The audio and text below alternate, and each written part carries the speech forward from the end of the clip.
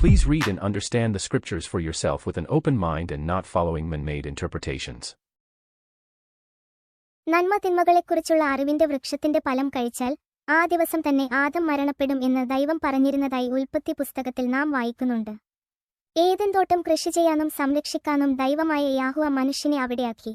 അവിടുന്ന് അവനോട് കൽപ്പിച്ചു, തോട്ടത്തിലെ എല്ലാ വൃക്ഷങ്ങളുടെയും ഫലം ഭക്ഷിച്ചു കൊള്ളുക. എന്നാൽ നന്മ തിന്മകളെക്കുറിച്ചുള്ള അറിവിന്റെ വൃക്ഷത്തിലെ ഫലം നീ തിന്നരുത്. തിന്നുന്ന ദിവസം നീ മരിക്കും.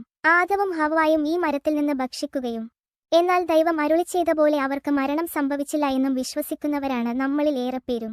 ഇതിനെക്കുറിച്ച് പ്രധാനമായും 2 അഭിപ്രായങ്ങൾ നിലനിൽക്കുന്നുണ്ട്.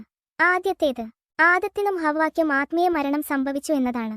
അതായത് ദൈവവുമായുള്ള ബന്ധം വിച്ഛേദിക്കപ്പെട്ടതിനെയാണ് ഇവിടെ മരണം എന്നതുകൊണ്ട് ഉദ്ദേശിച്ചതെന്ന് ചിലർ അഭിപ്രായപ്പെടുന്നു. രണ്ടാമത്തേത്, ആദ്യമാതാപിതാക്കൾക്ക് പകരം പാപപരിഹാരമെന്നോണം ദൈവം 2 ആടുകളെ കൊല്ലുകയും അവയുടെ തോലുകൊണ്ട് വസ്ത്രം ഉണ്ടാക്കി അവർക്ക് നൽകിയെന്നതുമാണ്. എന്നാൽ ഇക്കാര്യത്തെപ്പറ്റി ദൈവമായ യാഹുവ തോലുകൊണ്ട് ഉടയാടയുണ്ടാക്കി ആദത്തെയും അവന്റെ ഭാര്യയെയും ധരിപ്പിച്ചു എന്നല്ലാതെ കൂടുതലായൊന്നും തിരുവെഴുത്തുകളിൽ പറയുന്നില്ല. ഈ 2 അഭിപ്രായങ്ങളോട് ഞാൻ ചെറുതായിട്ട് യോജിക്കുന്നുവെങ്കിലും ആദവും ഹവ്വായും ദൈവം അരുളി ചെയ്ത പോലെ അന്നേ ദിവസം തന്നെ മരിച്ചുവെന്നതാണ് സത്യം. സർപ്പം ഹവ്വായെ വശീകരിച്ചതും ഇവർ മരിക്കുകയില്ല എന്ന് പറഞ്ഞു തന്നെയാണ്. സ്ത്രീ സർപ്പത്തോട് പറഞ്ഞു, തോട്ടത്തിലെ വൃക്ഷങ്ങളുടെ പഴങ്ങൾ ഞങ്ങൾക്ക് ഭക്ഷിക്കാം, എന്നാല് തോട്ടത്തിന്റെ നടുവിലുള്ള മരത്തിന്റെ പഴം ഭക്ഷിക്കുകയോ തൊടുക പോലും അരുത്. ഭക്ഷിച്ചാല് നിങ്ങൾ മരിക്കുമെന്ന് ദൈവം പറഞ്ഞിട്ടുണ്ട്. സർപ്പം സ്ത്രീയോട് പറഞ്ഞു, നിങ്ങൾ മരിക്കുകയില്ല. അത് തിന്നുന്ന ദിവസം നിങ്ങളുടെ കണ്ണുകൾ തുറക്കുമെന്നും നന്മയും തിന്മയും അറിഞ്ഞ് നിങ്ങൾ ദൈവത്തെപ്പോലെ ആകുമെന്നും ദൈവത്തിനറിയാം. ഇവിടെ സർപ്പം പറഞ്ഞത് സംഭവിക്കുകയും ദൈവം പറഞ്ഞത് സംഭവിക്കാതിരിക്കുകയും ചെയ്തുവെന്നു പ്രഥമദൃഷ്ടിയാൽ നമുക്ക് തോന്നുന്നെങ്കിലും 2 പേരും പറഞ്ഞത് സംഭവിച്ചു എന്ന് നമുക്ക് മനസ്സിലാക്കാം. അതായത് ദൈവം പറഞ്ഞ അന്നേ ദിവസം എന്നത് സ്വർഗത്തിന്റെ സാക്ഷ്യത്തിലെ ഒരു ദിവസമാണ്.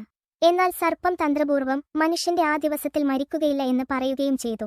19ാം ജൂബിലിയുടെ അവസാനത്തിൽ അതിന്റെ 6ാം വർഷം 7ാം ആഴ്ചയിൽ ആദം മരിച്ചു.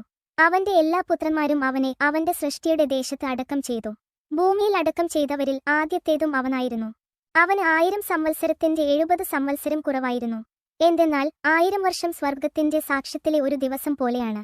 അതിനാൽ അറിവിന്റെ വൃക്ഷത്തെക്കുറിച്ച് ഇങ്ങനെ എഴുതിയിരിക്കുന്നു, നിങ്ങൾ തിന്നുന്ന നാളിൽ നിങ്ങൾ മരിക്കും. ഇക്കാരണത്താൽ അവൻ ഈ ദിവസത്തെ വർഷങ്ങൾ പൂർത്തിയാക്കിയില്ല.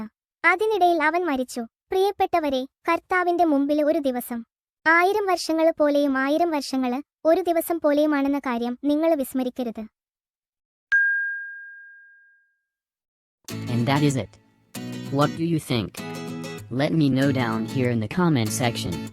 And if you enjoyed this video, leave a little like to indicate that you liked it very much. If you are not subscribed to this channel yet, remember that you probably should. As always, thank you guys for watching and I hope to see you all soon.